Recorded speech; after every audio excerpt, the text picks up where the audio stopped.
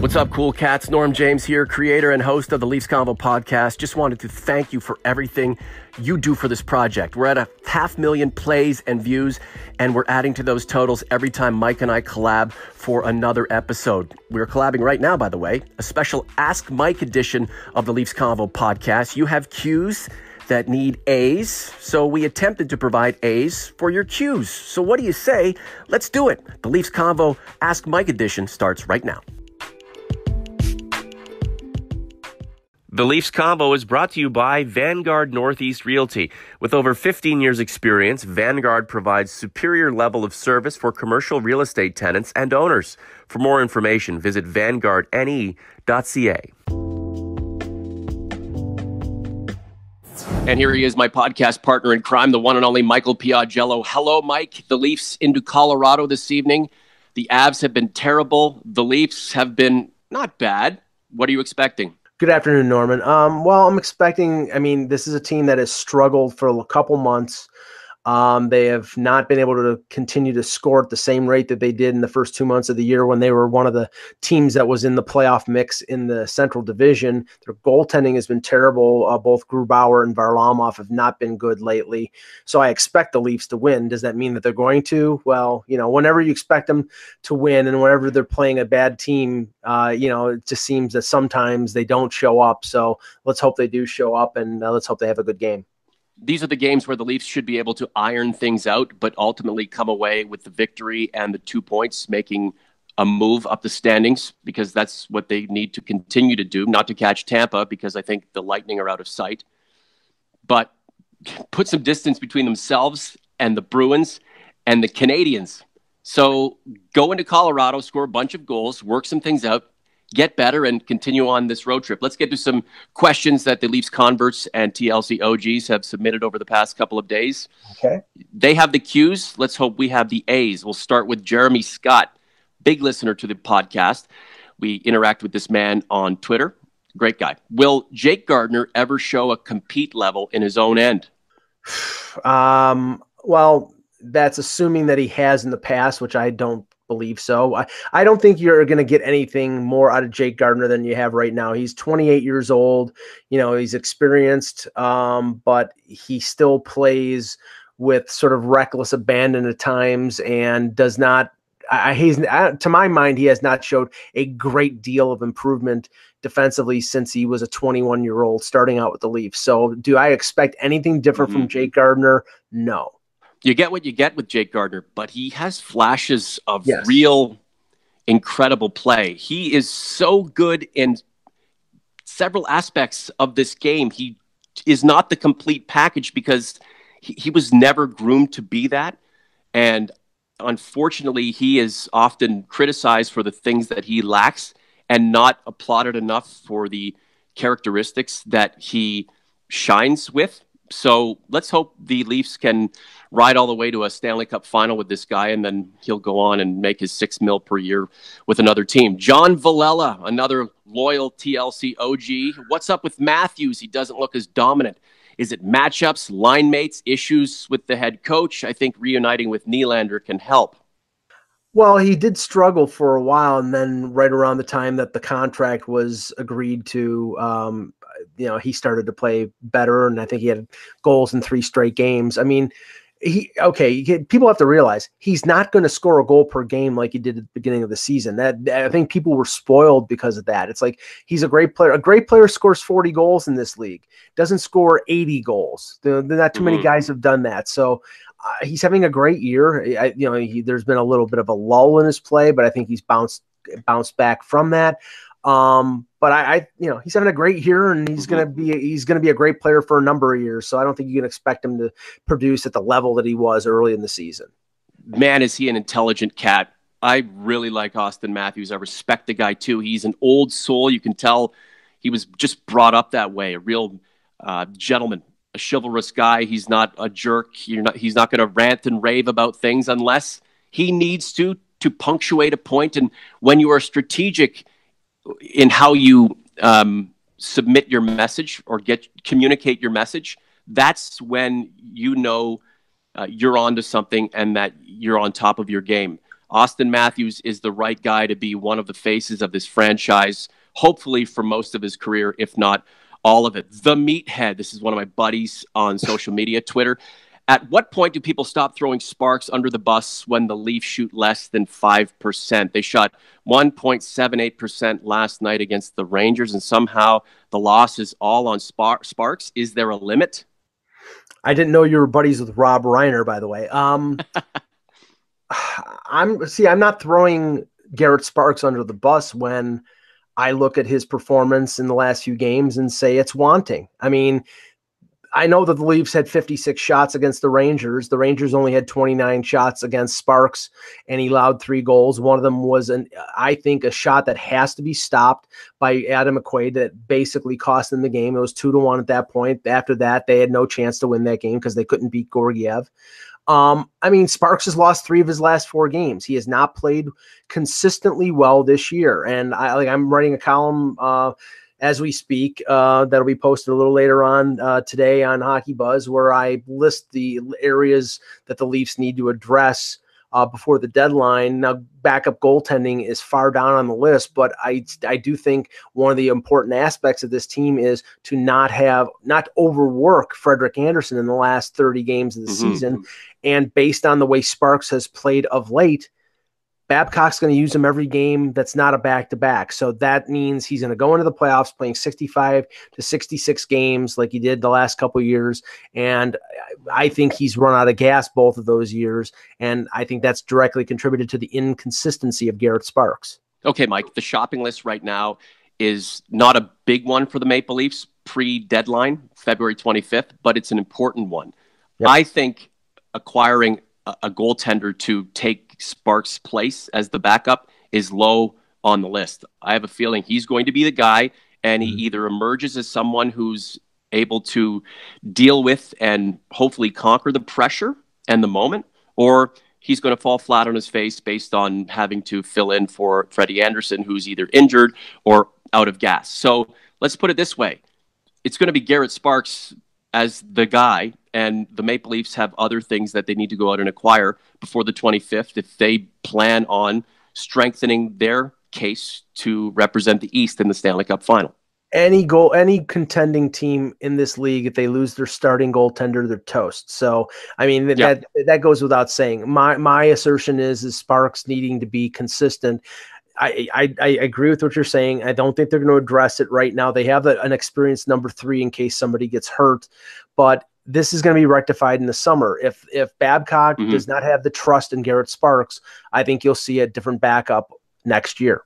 Absolutely. But like Jake Gardiner, Garrett Sparks is strapped in. He's along for the ride, and let's wish him the best. Carson Rodar, CODO, quadruple G, going at the Meathead over Sparks. The Meathead feeling for Sparks, wanting to support him. I think Carson wants to as well, but doesn't like the bad goals that Garrett Sparks gives up when he's in net. These guys converse, and they're gentlemanly in the process, and I like that. Ryan Valdron, my broadcast buddy locally in London, he's a huge Habs fan, but he's contributing to the Q&A that we have going for the Leafs Convo. Why isn't Mitch Marner in the conversation for team captain? The kid is unreal. We know that.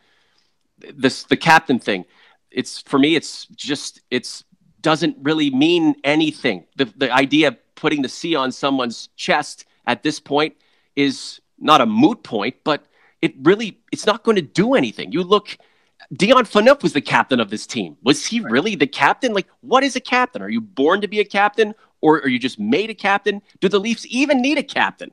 I think the captaincy is symbolic. That's why I think it'll be Matthews, because he's the number 1 center on this team, even with John Tavares. If they're 1A, 1B, there you go. But leadership is something that's earned. And Marner is a leader on this team because he's one of their best players. He's one of their best scorers. So I don't think that he's going to be defined by a letter. He's going to be defined by what he does on the ice in terms of skill and speed and scoring. And I don't think Mitch Marner needs to be the captain. No. I don't think even Austin Matthews needs to be the captain, but somebody has to be the leader. I mean, honestly, as some people think it should be Morgan Riley because he's been around longer. I don't think it really means anything, but I think Austin Matthews is going to be that guy. Well, the greatest Leafs captain of all time, the Brahma Bull, the big Swede, Matt Sundin. Nobody scored big goals like Matt Sundin, and nobody held a gun to the Leafs organization's head when they needed to rebuild. Right, Mike?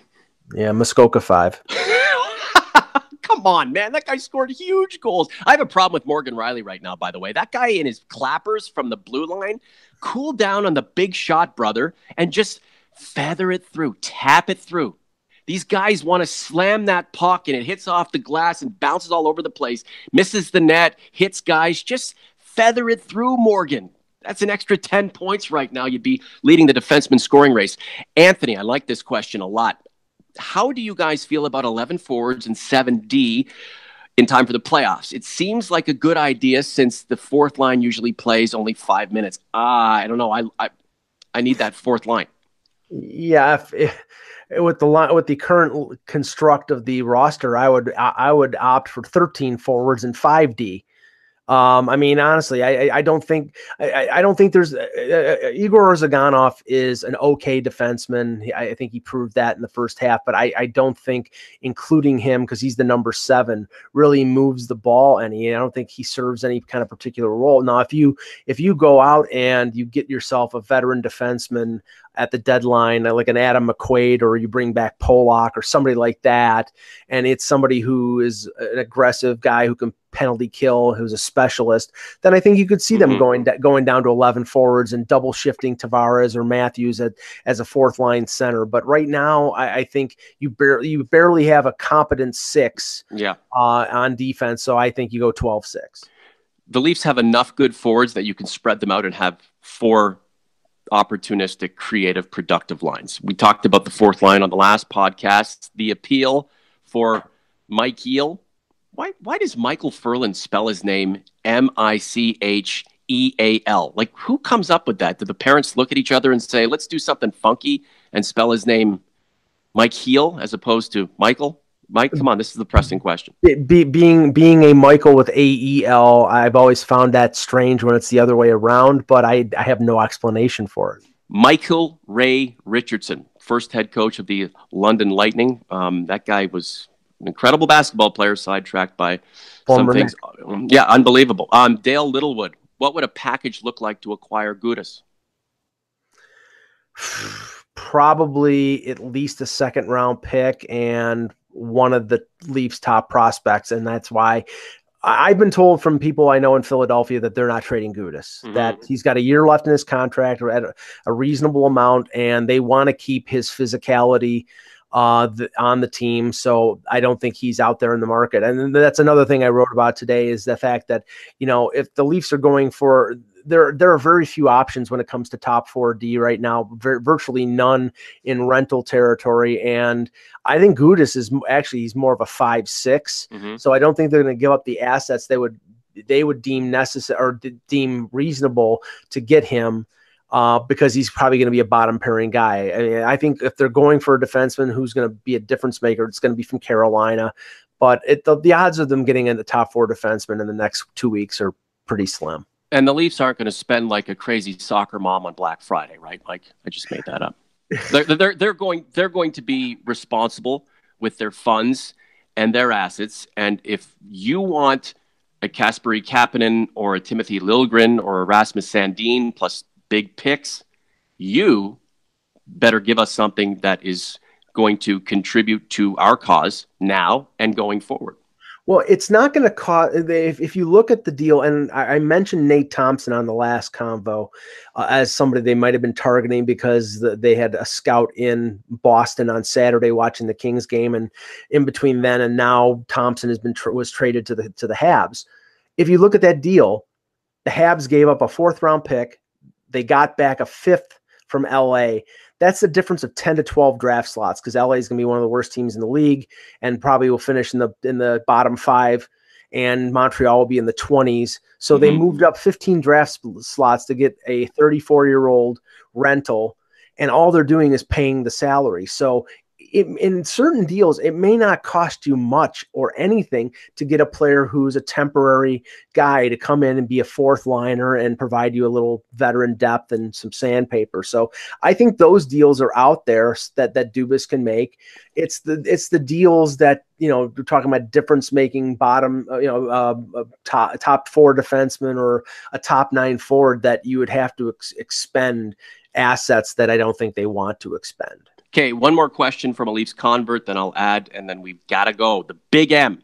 Will Matthews be a UFA after his 5-year deal is up? Well, it doesn't really matter right now, but he qualifies for being a UFA. If the question is, will he resign? I'm not Nostradamus, but I don't perceive that he's going to become tired of being in Toronto and all of a sudden is going to, the Arizona Coyotes might not even be in Arizona in 5 years. So I think Austin Matthews is going to be a Leaf for a long time. When Patrick Kane and Jonathan Toews signed their deals in Chicago, was the Chicago media concerned or forecasting an issue with these guys wanting to remain in the Windy City half a decade later? Why do we bring this stuff up? Toronto is the mecca of hockey. Nothing's like it. Okay, Montreal is the mecca for French Canada and Habs fans that are, that have been forced into the cult by family members over the years. But Toronto's the place. This is it.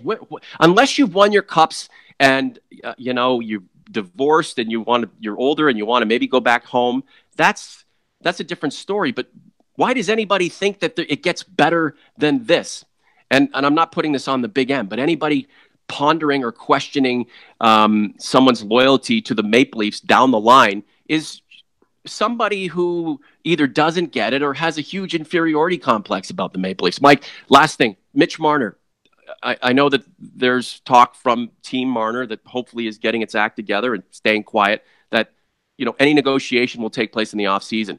Mm-hmm. Do you think we could be surprised here, and this would be a huge feather in the cap for Kyle Dubas, nailing down Mitch Marner at some point before the playoffs, and now you've got all of your guys, your top four forwards, locked into deals, and I'm not saying it's going to do much to help the Maple Leafs with their play on the ice right now, but wouldn't that be something? And that would be a huge distraction that you can cross off the list coming up.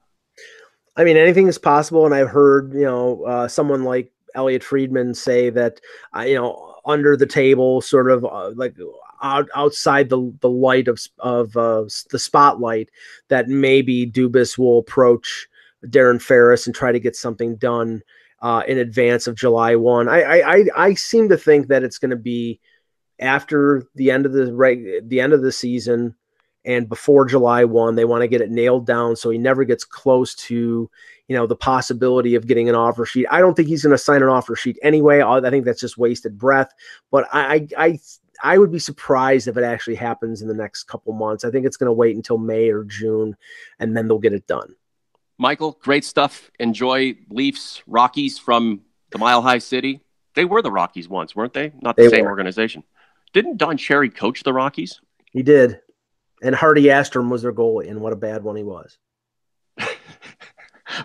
God love you, Michael. Talk to you soon, buddy. Thanks, Norman. We would like to thank Vanguard Northeast Realty in Scarborough, title sponsor of the Leafs Convo, demonstrating passion for the industry and a superior level of excellence in selling, leasing, and marketing your property. Vanguard Northeast Realty.